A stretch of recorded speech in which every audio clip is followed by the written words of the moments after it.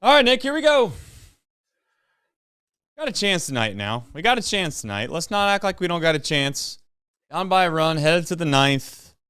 I've been what's the right word? Been an entertaining game. And back and forth, I guess. It got out to a big lead and then gave it away. I will openly admit that if I felt like this team was 100% in a playoff race, tonight would be just completely disheartening. But when that's not the case, I kind of enjoy the back and forth affair that we've witnessed, and I like to see if the Reds can't find a way to steal this thing late. Feels like they're due for one, right? They haven't had one. What seems like in a very long time. Hell, I can't even remember the last one when I was on here. Feels like it was like that Spencer Steer, like the Phillies game, like the second week of the season. Well, it might have been. I mean, I don't know. I know Bednar is kind of a guy that, if you're looking to get perhaps one run. I don't want to read my stat. I don't even want to read it. I'm going to say I don't even want to read it. Yeah, don't read it, but Will Benson. Here we go. Okay. Well, you know what? These are the types of he's going to hit a home run right here and ruin every bit of logic that we might have with this guy. I'll take a walk. Yeah.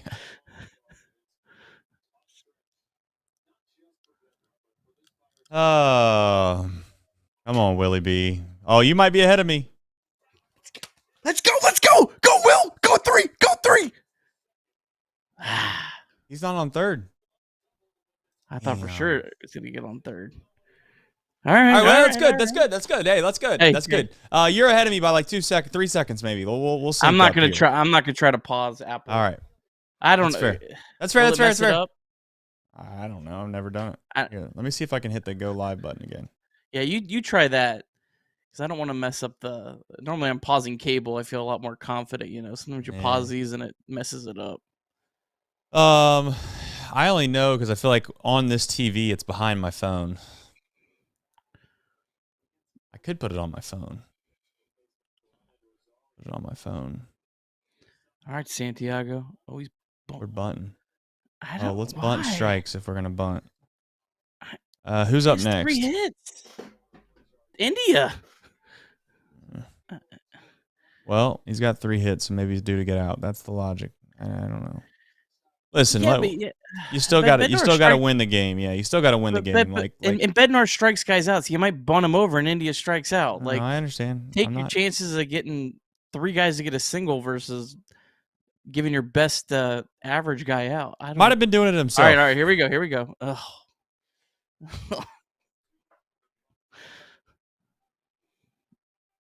Put the ball in play, Nick. Yeah.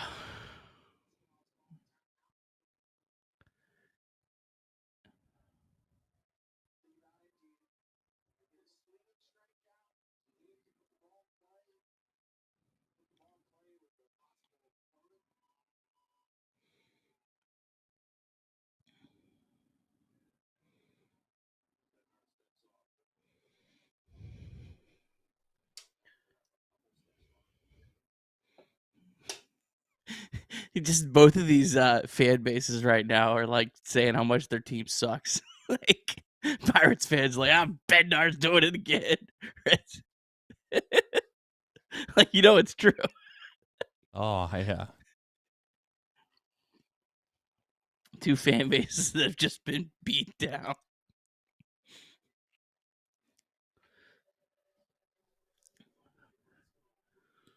Please, Espinal, just put the ball in play.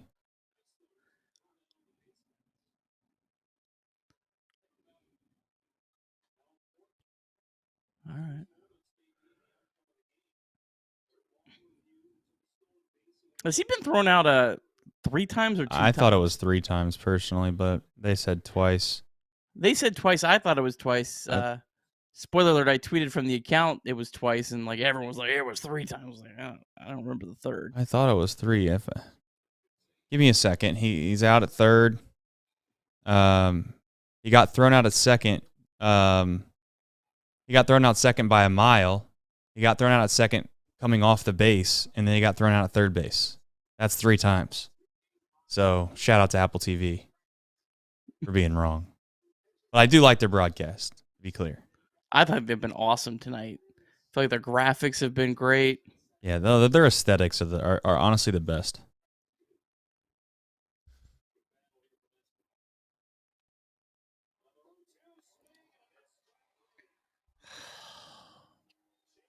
Santiago. So I don't get that bunt. I mean, you gave away a strike from a guy that put Bednar in a good spot. I did not like that. Well, if you're gonna bunt, you got to execute. I mean, and you don't try to bunt a ball that's a foot and a half inside. I mean, all right, TJ. Oh, it's not. It's not. I guess Marte was hitting ninth. All right, TJ, pick him up.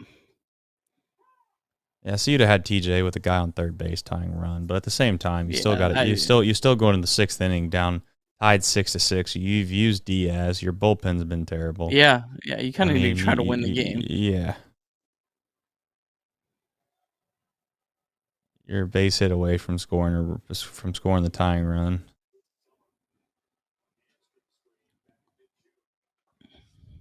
Come on, TJ.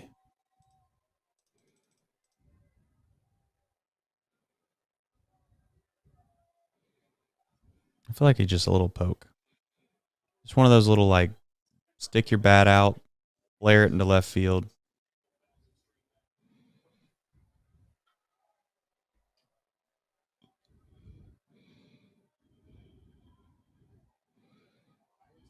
He's on time. He's on time.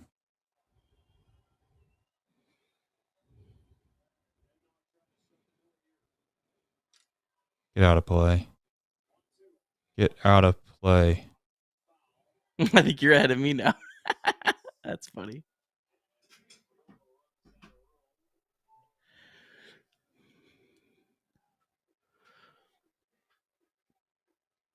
That was so close. I couldn't imagine if this was a World Series. I literally would die. I'm not even kidding. Like that's a real thing. Just a little bit lower stakes tonight. Yeah, just a little bit. You like pop-ups like that, I would just be like, my heart would pound.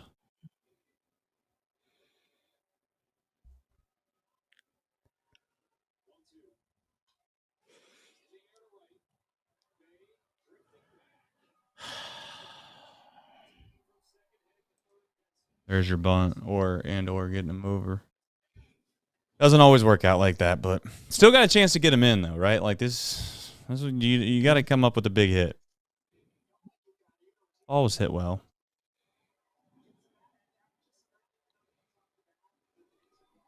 What's Connor Joe doing out there? I mean, No, that's Bay. oh, Bay. Okay.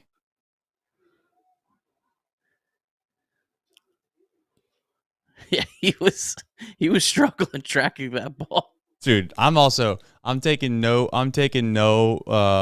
heat for the Connor Joe reference, okay? That I mean, it's got his hair and everything. What do you want me to do? But yeah, he looked like a little bit of a lost puppy out there for a second. All right, leader. Now's the time, baby.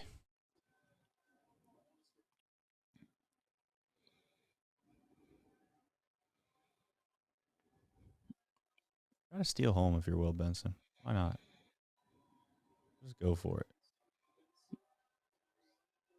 it. Okay, Apple TV. Oh, okay. I thought I missed a pitch. It's a middle 97-mile-an-hour heater that we missed.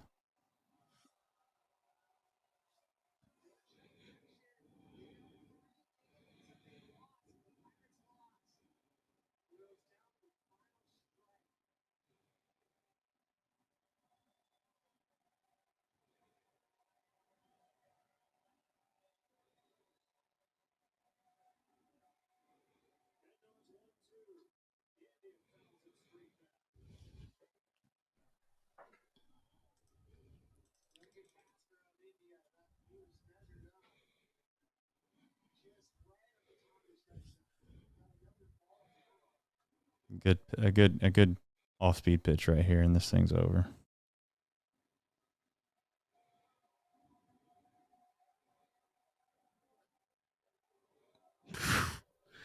God, Larry Vanover's not back there. Yeah. Larry would have been halfway to his restaurant reservation. Good call. That's a big league umpire right there.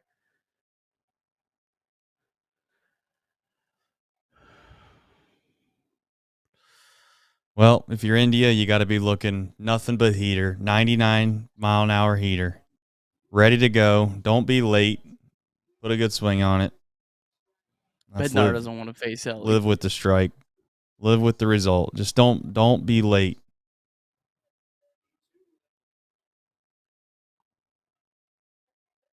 Oh my gosh, you can't swing at balls that high, Jonathan.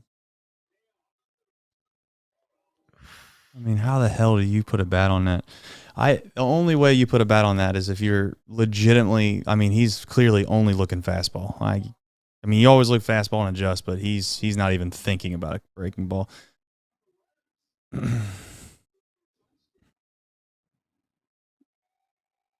Or off-speed pitch, I should say.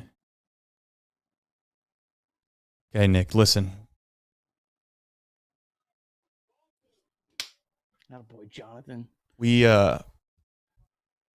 need India, or excuse me, De La Cruz to do something that he's not really done a whole lot of, and that is to come up with a big-time hit right here, and we can start to silence some of those doubters. They're out there. There's the Ellie De La Cruz is not clutch doubters. This is the time.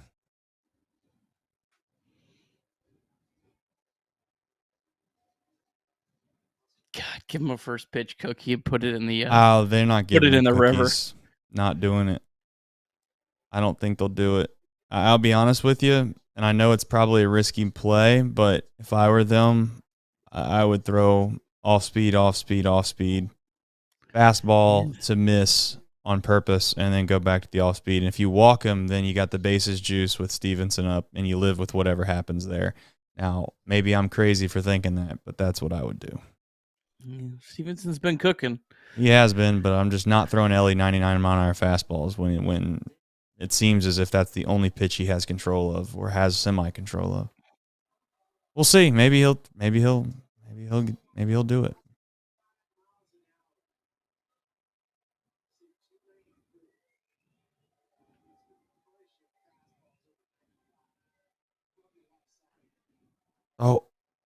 Oh my gosh, Nick.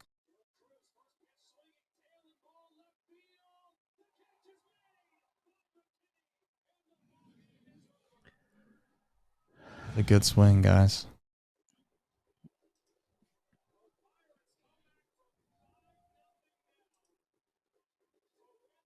It doesn't matter at the end of the day, but that hurts a little bit, to be honest. That was a good swing by Ellie. All right, folks. High drive, left center field, racing back to the Laurel Bourgeois. The Reds are National League Central Division champions. In the air, left center field. Did he? He did! He did! Reds win! Reds win! Line to the right field. Genius, the first run ever. With 4 home runs in a game.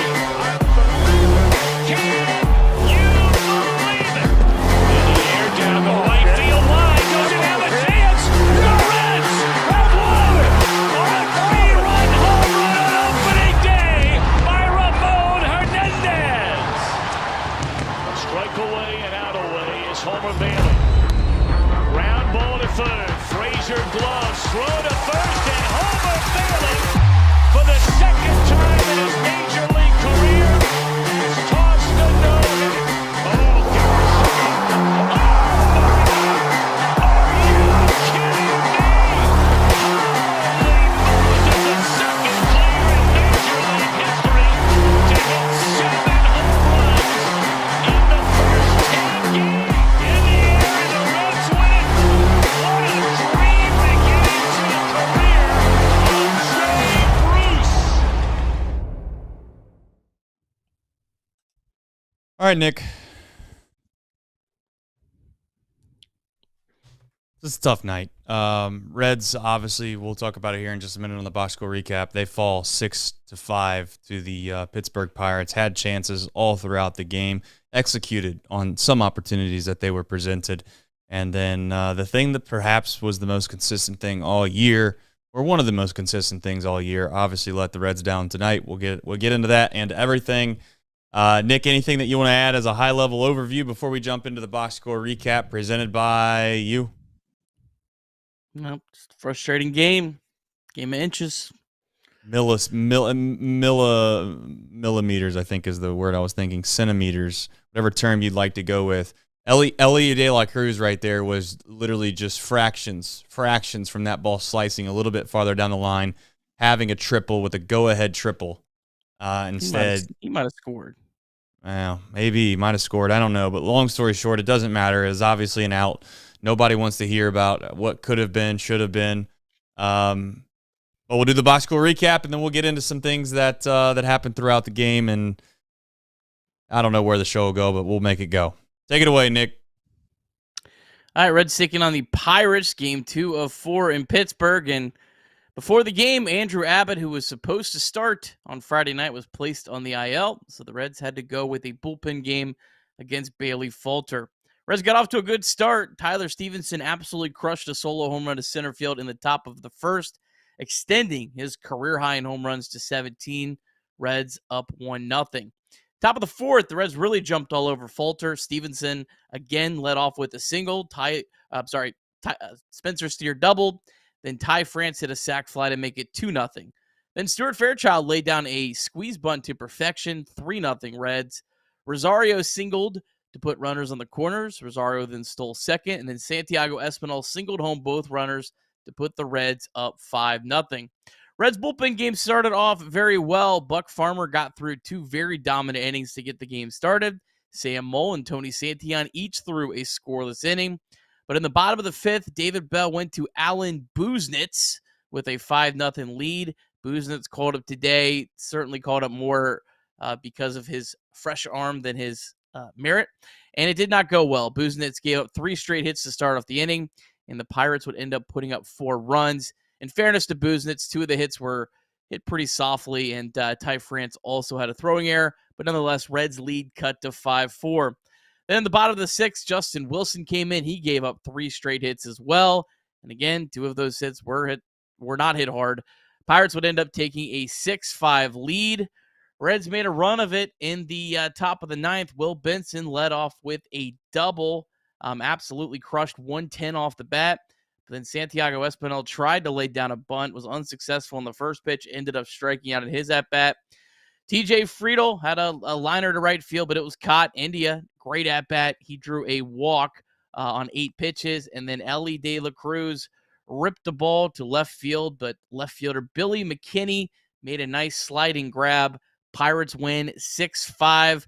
The largest comeback win for the Pirates since March 31st. Reds now 10-22 in one-run games this season, and the Reds now 62-67 overall. All right, we got a deep drive of the day in. It came off the bat of Tyler Stevenson. That's his 17th home run of the year. Pretty good. I should say a really good year by Tyler Stevenson. 106 off the bat, 436 feet. That's an absolute tank job at Pittsburgh. It would give the Reds a 1-0 lead, and as we all know, that win probability wouldn't really matter because it was 56% of the time. I don't even want to know what the hell it got up to when the Reds were up 5-0, but ultimately it ended up being 0% because the Reds would go on to lose. The deep drive of the day is sponsored by DSC, and they are a leader in renewable commodities for biofuel production, specializing in used cooking oil collection, aggregation, and sales. Visit www.deepsouthcommodities.com for more information. Thank you, Deep South Commodities, for supporting this show. I don't know, man. I just... There's some positives to take away from tonight. Like the offensive at bats were much. They were enjoyable to watch. The Reds certainly squandered opportunities on the base paths tonight, but at the same time, I think that one of Espinal's decisions wasn't bad. The other 2 were absolutely I don't even know what you would call them. I mean, not the greatest decisions.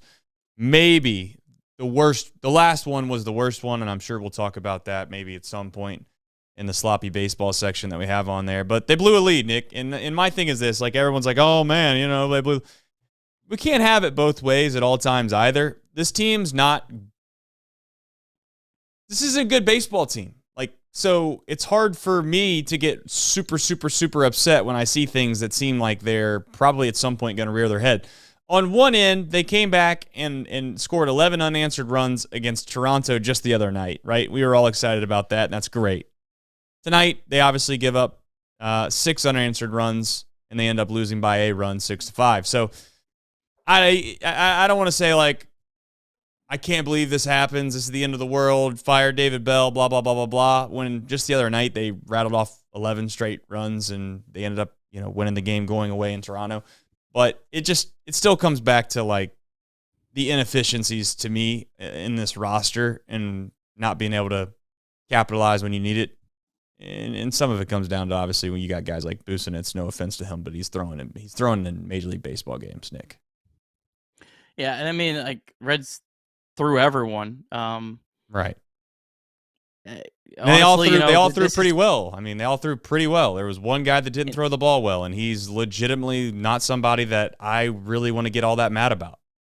Yeah, and the double he gave up was a pitch that was out of the strike, so it hit off the end of the bat that went for a hit. And, honestly, the thing that sucks the most probably today with how it turned out with Andrew Abbott, I'm assuming getting hurt at the this stuff towards was yesterday Nick Lodolo not going deep in the game and Jacob Junis having to throw 47 pitches because Jacob Junison today, I mean, he would have been the guy probably in that Busenitz spot that's trying to get you from the first set of relievers to the end. I like the way that David Bell tried to do it. He tried to, he's trying to get a win today. He went with his best relievers first, tried to, knowing that the Reds had a decent chance to jump on Bailey Falter. They've saw him pretty well. They've hit him really hard the other 2 times they faced him, and it worked well. And I mean, you had to kind of throw Busenitz. I mean, I don't know. It would have been really hard to get through this game without throwing the guy that you called up. I don't know. Just comes down to, why is he pitching in the first place? Why is he on the roster? I mean, and maybe there's a reason that you could give me, but it just, he hadn't thrown in 6 days. I mean, that's the reason. Yeah, but I mean, like, my arm's fresh and so is yours. They don't call us. I mean, Legumina pitched yesterday. Maxwell pitched yesterday. I think Zulueta in his last game walked 4 batters 2 days ago. I mean, I think it was just. Can we openly admit too that, like, this is part of what you get when you sell at the deadline in a little bit of a way? Like, I mean, that's, as much as everybody wanted to get upset that Lucas, nobody, I don't say nobody. There was a lot of people that didn't like Lucas Sims, right? Like, oh, Lucas Sims, like, okay, well, like, Lucas Sims, if he was on the team tonight, they probably win. But I guess ultimately, like, I'm not trying to sit here and degrade us fans or anyone that watches the games. It's still enjoyable. You get to watch baseball, like, that's the thing. You're watching a game that you enjoy. You get to watch a team that you root for. But we all can at least admit that it's not the same energy. It's not the same emotional tie as it is throughout the vast majority of the season, because at this point we all can admit that the writing's on the wall for 2024, and we got to hope and pray, I guess. I don't know what we got to do in Cincinnati to get some semblance of a winner here. But we're to a point in the season where I guess I'm just going to kind of expect things like this to happen, because the depth isn't there, because they're going to overly protect these guys as well. Like, I mean, Andrew Abbott, I'm not going to sit here and say it's a fake IL stint, Nick. I'm not going to go that far, but I'm going to openly say that if this team is 2 games, let's just say this team is within 2 games of a wild card, or they're 2 games ahead in the wild card, or they're 2 games leading the division. I mean, with all due respect, I think that these guys are still starting. I think Andrew Abbott's probably still throwing, and maybe I'm wrong on that. This is just my opinion that I have no based factual evidence. I don't want people to think this is a conspiracy theory or something, but I have a hard time believing that all of a sudden all of these guys, Nick, have injuries that they can't play when the reality is that the season's not in striking distance to make it anywhere outside of just playing the regular season. So do you think I'm way off base on that, or do you think that's just, I don't know. Where do you stand on that type of thought? I think it's possible. I don't know those. It's one of those things like I have no idea on, so I don't know. For me to speculate seems, I don't know. I mean, Abbott said that he thought that the injury was because he came back out, or it was contributed to him coming back out after the rain delay. I don't know. I don't know either. I mean, none of us know. Let's be honest with you. We're all sitting here, sitting in a big old spiral of emotion, and we try to rationalize many of the things that happen for this ball club.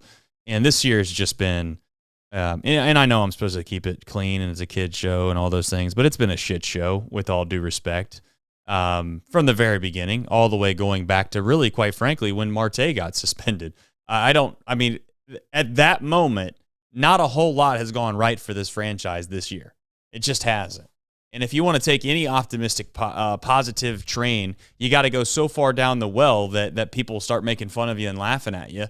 I guess I got to get excited that Rhett Lauder's throwing the ball really, really well. I got to get excited that the Dayton Dragons look like they have a bunch of group of guys that are gelling well and they're having fun and they're playing winning baseball. And maybe that group of guys will kind of come up here relatively soon within a reasonable amount of time, and they'll gel with a couple of these young core guys. In the last 3 years, if Ellie doesn't get extended, let's say the last 3 years of Ellie's time in Cincinnati, which again, I'm not counting down the days, but I'm just saying are very, very, very meaningful years that we have one of the best baseball teams in all of Major League Baseball.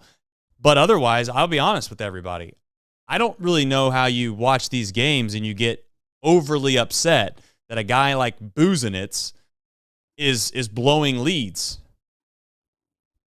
I mean, he's a nobody, Nick, literally. And I don't mean it like disrespectfully. It's just he's not a part of the future. He's not a part of even this season. He just got thrown in there because, as you said, he's the only guy that had a fresh arm. And in December 5th, are we going to care about August 23rd is the question I have. Yeah, I don't think so. I don't think if I did a post-game show, I would have cared one bit. Yeah, I mean, no, that's my point. Like, I'm just being authentic. Like, I'm not trying to like sit here and say like we're wasting our time or like this. It kind of is what it is. You have some injury news here on the IL situation, Nick. Craig just sent me this. I put it into a thing. I mean, read it off. Go ahead, read it off. Currently on the IL, Jamer Candelario, Jake Fraley, Andrew Abbott, Hunter Green, Brent Suter, TJ Antone, Graham Ashcraft, Christian Encarnacion Strand, Ian Jabot, Nick Martini, Matt McClain, Christian Roa, Brennan Williamson, and you cannot forget about Austin Wins.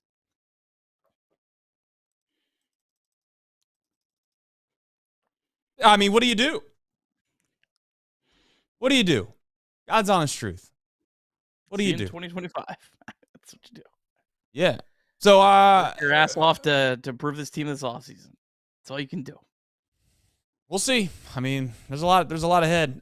Sloppy baseball, you have it on there. Listen, I think people are going to probably be most upset by the fact that Espinal ran into 3 outs tonight. I had mentioned there before the show started that I thought that 2 of the outs that he ran into were pretty bad. One was really bad. The other one I can kind of live with. He stole third base. He was safe, Nick. We go back to that age-old debate of what's replay actually for. Is it for those types of plays, or is it for when you actually miss the actual call? I get that that's a part of the rules. I understand why they got to overturn it, but that's just not the intent. That's just not the spirit of the rule. And in fact, I thought that the color announcer tonight for Apple TV, shout out to Apple TV and their broadcast, I thought he did a very good job of saying, like these are the things that most baseball fans or players we don't really like as a part of the replay situation. But I get it. He was out, and then unbeknownst to any of us, he tries to take second base on a fly ball to center field with the leadoff man coming up in India. He's out from, here to tomorrow. He's literally out by 15 10 to 15 feet if you didn't see it live. And then the other one, he was trying to extend himself and get into scoring position on a base hit. He had a good night, Nick. It's unfortunate that the base paths drama, if you want to call it that, coupled with the fact that his last at bat didn't go his way, it kind of overshadowed what was another solid night by Espinal. Yeah, I mean he's hitting incredible. What a role that he's on. Trying to do too much in that the spot where he tried to take second base on that fly ball. It's just trying to do too much after your team blew a 5-0 lead. That's how I view it, and I don't know. Yeah. I listen. I think from now until the end of the season, the only thing to keep an eye on is the quality of play of this ball club and whether or not David Bell is going to get an opportunity to manage this team in 2025. And I'm in the middle on the whole thing. I think you are too, kind of at this point. I'm not going to sit here and defend David Bell every single night. Some people are going to ask, why you take out Mole and you bring in a guy that is a nobody, this, that, and the next. I just don't want to get into the weeds on every single game with David Bell. Overall,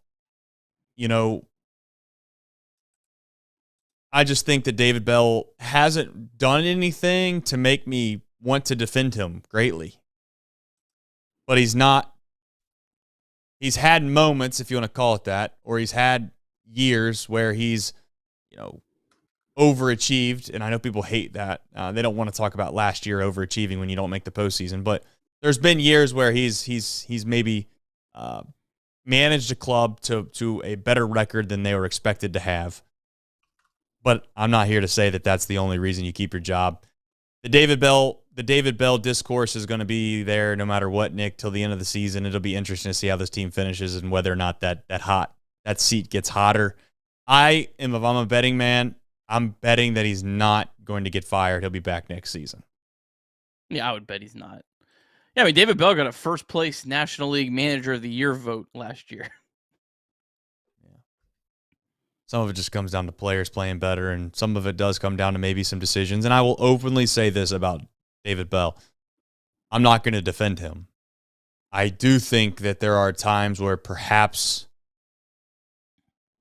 a different voice could make a difference, but there's certainly a fine line between a razor's edge line between being overly aggressive, rah, this, that, and the other, and rubbing guys the wrong way and having a bad culture and getting, basically just tearing up a clubhouse, or being a player's manager where everybody loves you. And if everybody loves you, then I would also openly admit that there's probably some areas that there's some huge holes in, because everybody probably shouldn't love you at all times if you're doing your job right. But, we shall find out what happens. Tyler Stevenson's a guy. Go ahead. You want to add something to that? The only thing I would add, I'm with you. I just really don't care anymore. But don't be complaining if the Reds brought in someone that was a little bit more of that rah guy, and you hear troubles in the clubhouse, and you hear guys not getting along and things like that. Don't be complaining about that if that happens, because that does happen sometimes. It does backfire sometimes when you do go too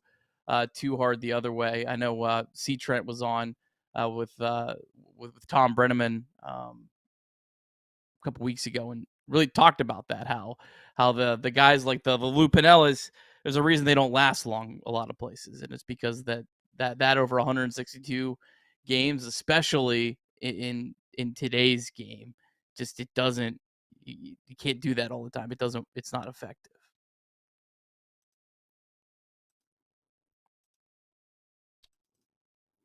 I'm trying to think if it's more or less a roster management issue or if it's a managing issue of what we've dealt with the past, what we'll call 7, 8, 9 years. It's mostly the roster, in my opinion, but at the same time, we really haven't had what you would consider a raw manager. I don't know if Brian Price would be considered that. I don't think so. He definitely was not. No. Yeah, Even Dusty wasn't. Yeah, I mean, so Dusty was a player's manager. We've really not had that in a long time. So maybe that's a part of the reason as to why there's a certain segment of the fan base, myself somewhat included, of why you'd want to have maybe a different type of guy come in. But I think that's just basically just wanting to make yourself feel better than of actual substance of producing a better result. All right, jumping in. Players.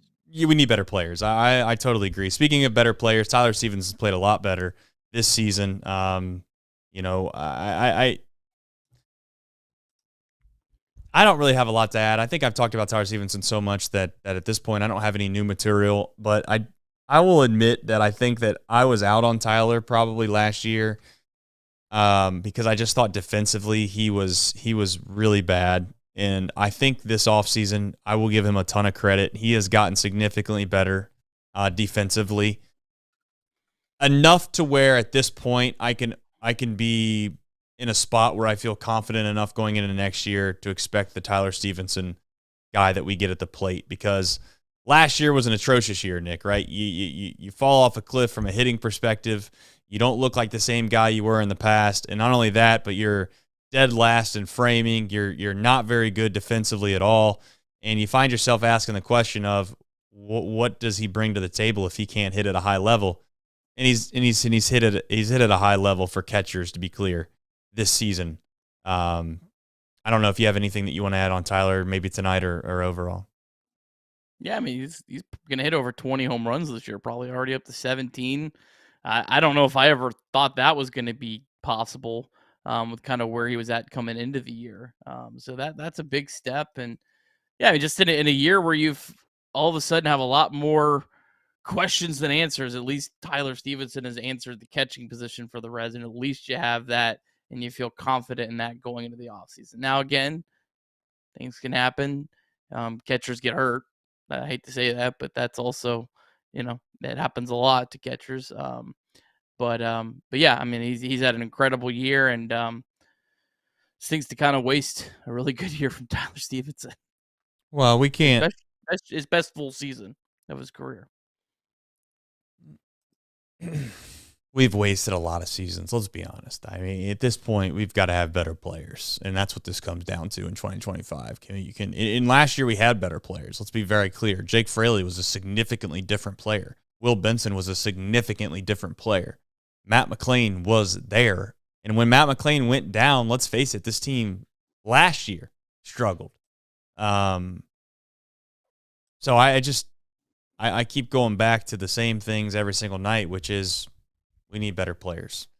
If you're looking to go to perhaps a ball game relatively soon, I know the NFL is getting ready to start. College football, week 0 of all things, is right around the corner. If you're looking to go to a college football game or perhaps a concert, download the Game Time app today and use the code CINCY, CINCY. You get $20 off your first purchase. Terms do apply.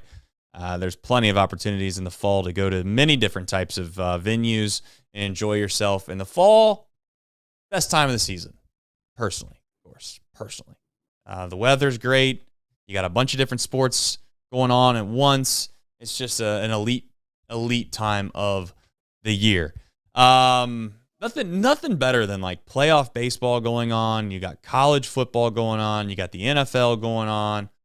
Is hockey even like at that point starting to get started? It's a whole host of things, and of course FC's playing because I think they play year round. I'm not totally sure their schedule, but I think so. Anyway, if you're looking to go to a game, download the Game Time app. Use the code CINCY, CINCY. Get $20 off your first purchase. 988, shout out to 988 for not only supporting our show, but supporting those that need it the most when you need it the most. And that is texting and calling 988 if you're feeling down and out. Life is better with you in it.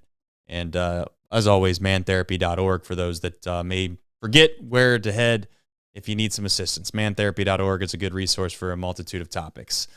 All right, Buck, Sam, and Tony, that's the positive side of the bullpen tonight, without question. They did a good job, and by bullpen, I guess the opener and the guys that come in after him.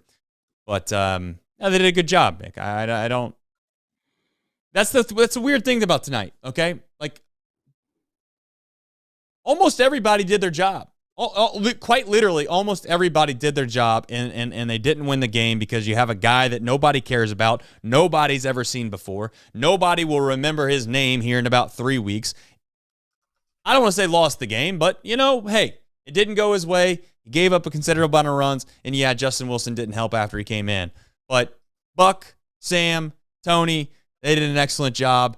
And they are guys that you can rely on. Now, Farmer is a unique situation. I don't know how you feel about him, where he stands, and he's kind of, again, I know how we feel about relievers, but of those, I know Sam we still have, Tony we still have, but your overall thoughts on Buck Farmer before you get into the other two?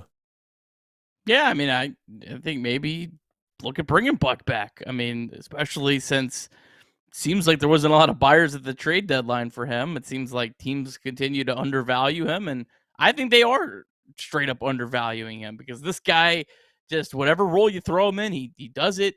He's always available. That's the biggest selling point, I think, of Buck Farmer, more so than his ERA this season, which I do think is a little bit fluky, if I'm being honest. But his availability is not fluky, and that's important. I mean, you see Alan Buznitz come in, and availability becomes pretty important, right? So, yeah, I'd love to see the Reds try to bring him back. You know, he's guy's not looking for multiple, or not going to get multiple year offers anywhere else. Makes a ton of sense for the Reds to look to bring him back and run it back again with him. The other two guys the Reds have control of, and Sam Moll. One thing I love about the Apple TV Plus broadcast that they put on there right on the top when he comes in, OPS. He's like a sub 400 OPS against left-handed batters, like just dominates left-handed batters. And Tony Santillan's had an incredible year.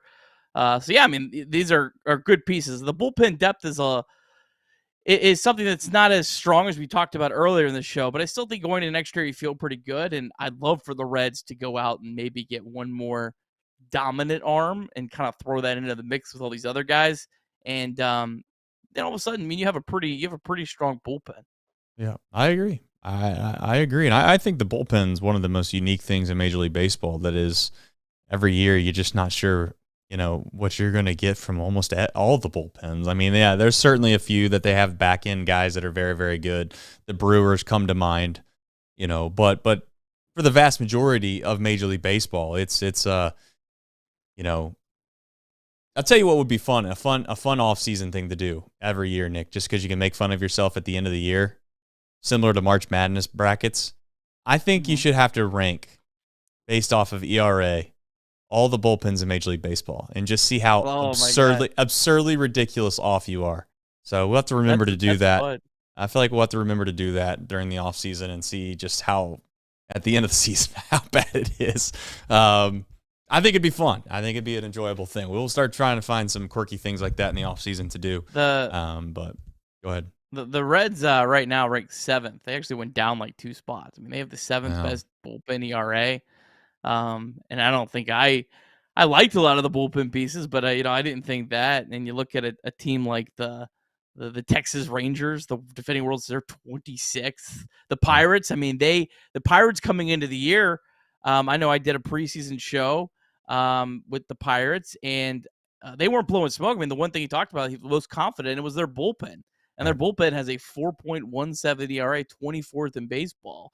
Yep. They've been blowing leads. If their bullpen would have been better, the Pittsburgh Pirates right now are probably at least sniffing the wild card race. Yeah, I mean, well, they thought they had Bednar, who was going to be a solid back end guy. They added Chapman. They probably thought they had a pretty good setup type person. Yep.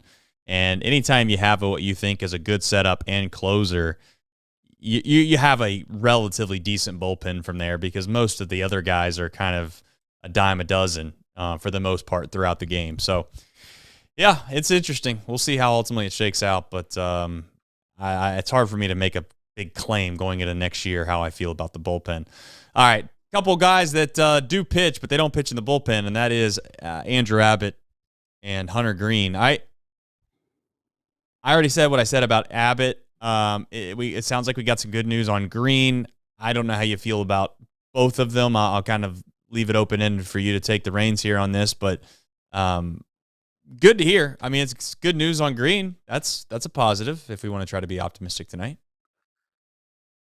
Yeah, so I don't think I've seen it anywhere in writing anywhere yet, but the Apple TV broadcast tonight, not Heidi Watney, what's her name? Taylor McGregor. She's, I think, the Cubs person normally.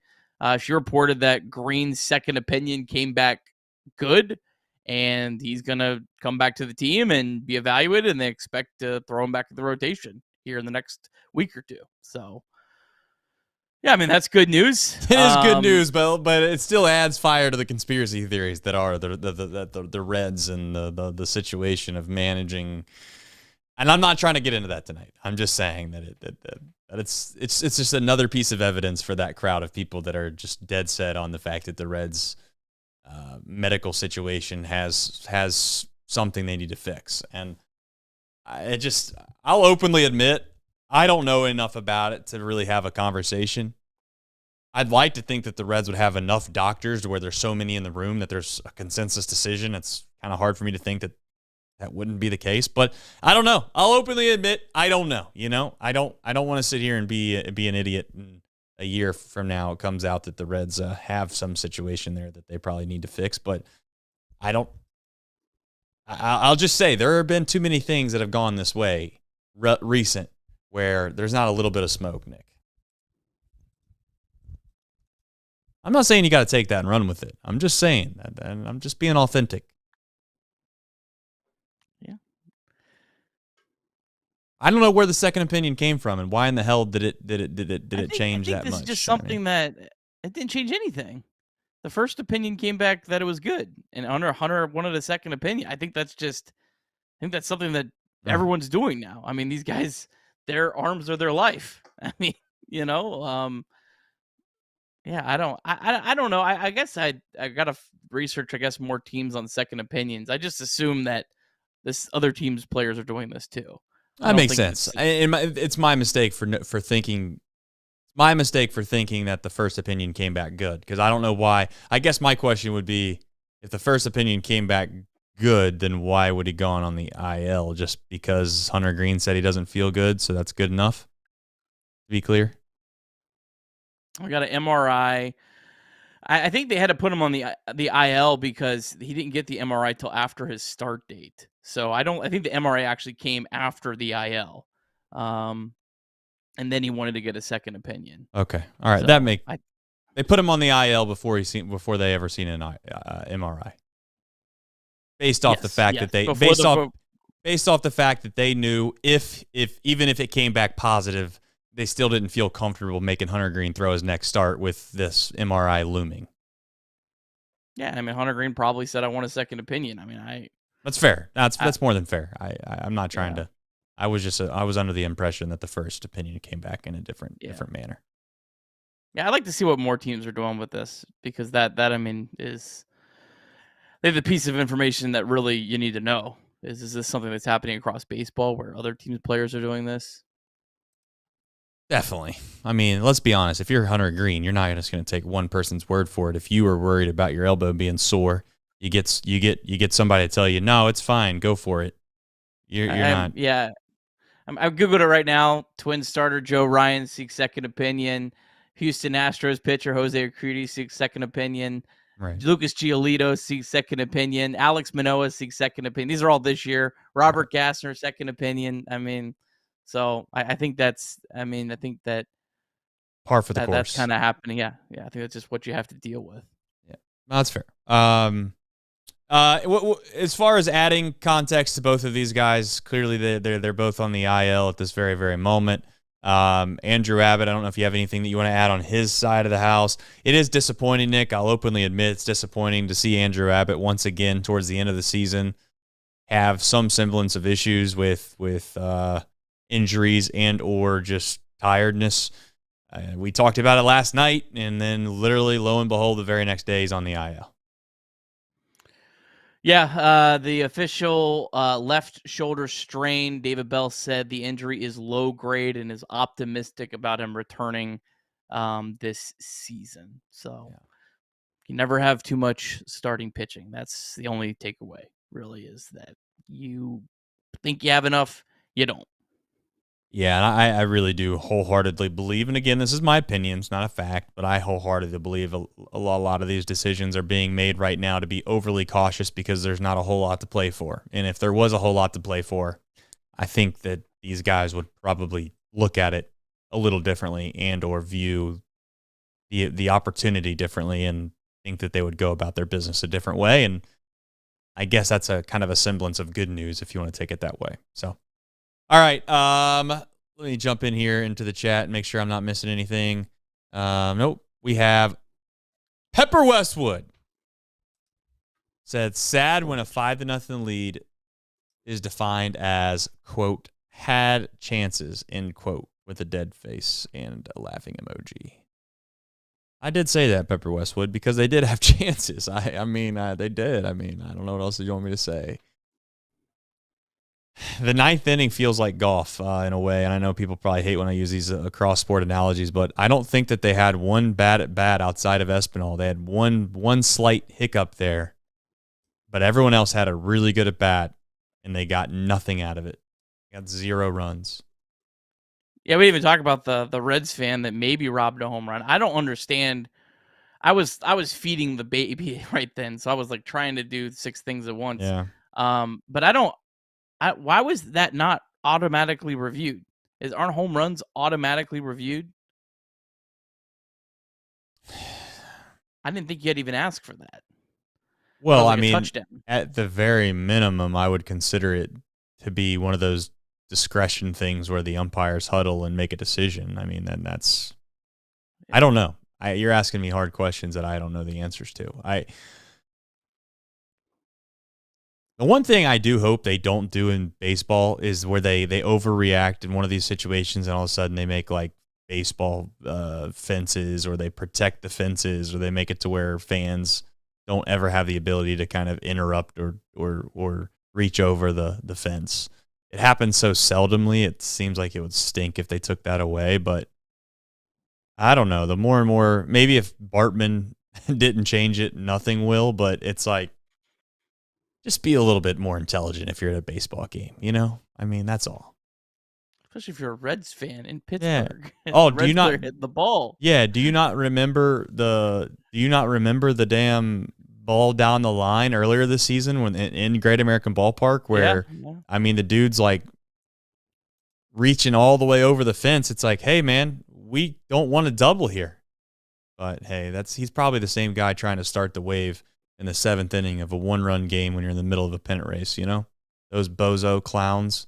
And I'm not trying to tell you how to fan, but if you go to the Reds game and you're in the 7th inning or later, and it's a 1-run game, and you're in the middle of what we would call meaningful baseball, there's not enough meaningful baseball to go around in Cincinnati as is. Let's not try to start the wave, okay? Leave the wave in the pools. Leave the waves at the beach. You don't need the wave at GABP, all right? I know. Maybe I'm yelling at clouds. Maybe I'm the old man. But I kind of want to be taken serious as a serious baseball town. And that is the farthest thing from being a serious baseball town. That's all I got for tonight. Reds MILB. Yeah. Reds MILB. Hey, man, things are popping in Reds MILB. Yeah, really good stuff down to the two lower levels. We'll start off with Louisville. They just went final. Man, Louisville, they lost 8-7. They were up a lot. They gave up 3 runs in the 8th. They've lost 8 of their last 9. Just honestly digging through the box score right now. But Blake Dunn, 3 for 4. Reese Hines was 2 for 5 with a double. So some good offensive performances. Joey Weimer, how about that? On base 3 times today. That's good to see. Zulueta pitched today, gave up 4 hits and 3 runs. So he was the guy that blew that save. Legumina, he pitched today as well. San Martin, he gave up 2 runs as well. Chattanooga, they won 3-0 to avoid their 80th loss of the year. They only gave up 1 hit in the whole game against Mississippi. Shout out, I think his first name's Kevin. Kevin Abel, 8 innings of 1-hit baseball. One walk, 8 strikeouts. Please tell me you're looking at the box score and the only thing you see is Abel. I'm guessing on his first name. It doesn't tell me. It is Kevin Abel. I had it right. No, that's more than fair. I just was making sure you weren't reading Kevin Abel and you were out here saying, No. I think it's Kevin. No, I got the last 2 actually in. The first 2 were, they went final by the time we got to game time, and I just no explaining needed for me, brother. You're a better man than me. But Tyler Callahan, my guy, 3 more hits tonight. He's playing awesome. Love to see that. All right, and now to the really good stuff, Trace. The really good stuff. The best. The Dayton Dragons. They won 11-4.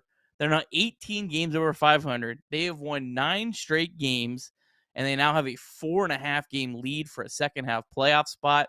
I'm getting excited, Trace, because I think that the Dayton Dragons would have to come up to Lake County for playoff games. And your boy's credentialed. So hopefully that still applies to the playoffs. But nonetheless, Cam Collier hit 3 home runs. So that, that's pretty good. It's a pretty good development. I mean, just good stuff all across the board. Hector Rodriguez, 3 for 5. Ethan O'Donnell, he had another home run, his 8th of the season. And Leo Balcazar, 3 for 5 with a double. So great stuff from Dayton. And then in Daytona, great stuff as well. The Tortugas, they won 2-1. They've now won 4 straight games. All those were over Jupiter. That's the team that's right behind them, was right behind them. The Tortugas now have a 5.5 game lead on them.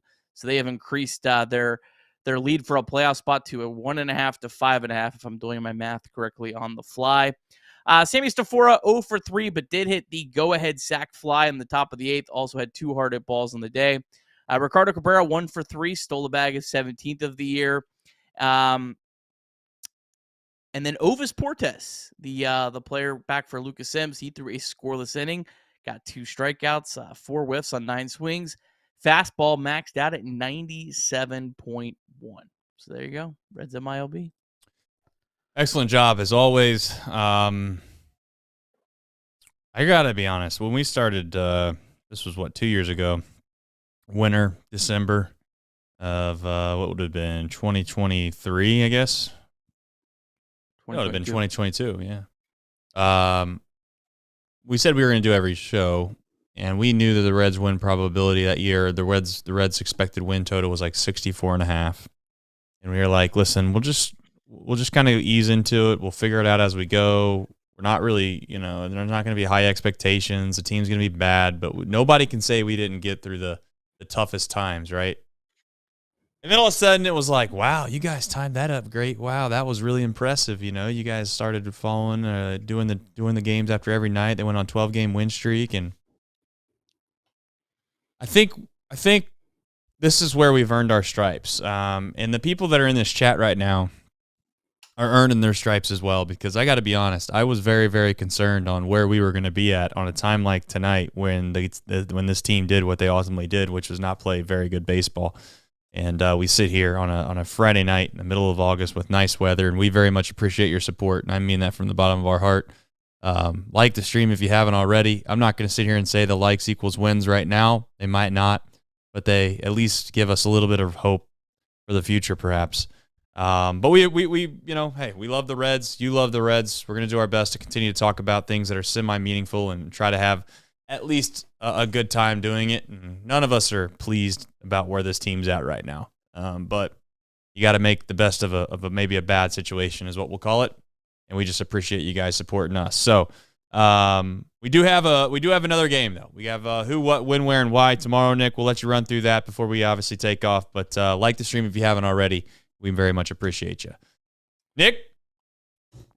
Yeah, I don't think the Reds have announced the official starter yet. It would be Julian Aguiar's turn in the rotation. I have to assume that he's pitching, but they still haven't listed it on the official site. But the Pirates have listed Jake Woodford, 0-5, 6.67 ERA. Woodford was non-tendered by the Cardinals this last offseason. Signed a minor league deal with the White Sox. Was terrible in AAA, ERA over 5. But still got the call up to the White Sox. Was terrible with the White Sox, got DFA'd.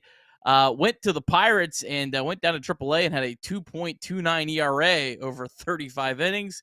And the Pirates called him up. He's been okay for the Pirates. I mean, I know he's 0-5. He gave up 7 runs, 5 of them earned on 9 hits in his last start against the Mariners. However, the start prior, 6 innings of 1-run ball against the Padres. Woodford relies on 5 pitches, a sinker, sweeper, cutter, changeup, very occasionally a 4-seam fastball. That fastball averages just 92 miles per hour. Now, he does have a career 5.70 ERA in 12 games, only 2 of them starts against the Reds. Reds crushed Woodford last season on September 29th. which was his final game in a Reds uniform and the final day that we ever had hope around here, because that was the 19-2 win. He gave up 7 runs of those 19. And then the active Reds are 8 for 25. India's 4 for 6 with a homer.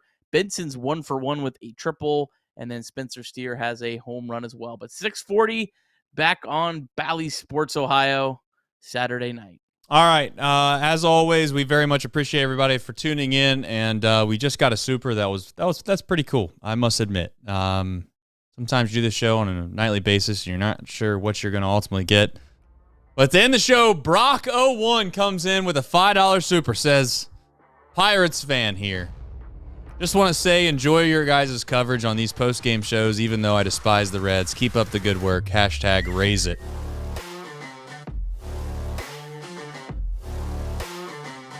You know, I really don't despise the Pirates. I know you might despise the Reds, and I don't know why you do, because we've never taken a damn thing from you. At least since I've been alive. I don't know. I know that back in the day there might have been a rivalry, but I got news for you. The Pirates and the Reds are in the same foxhole. We both suck. We both can't finally get it done. We both are just wanting a winner. We're looking for a winner. We've been waiting our whole lives for it. And by God, if the Pirates make the postseason, the Reds aren't in it, I'll root for you, because I know the pain that you're going through, and we very much appreciate your support in times like this. Because I'll tell you what, whether you're in Pittsburgh or Cincinnati, you're going through hell. We'll see you tomorrow. Take care.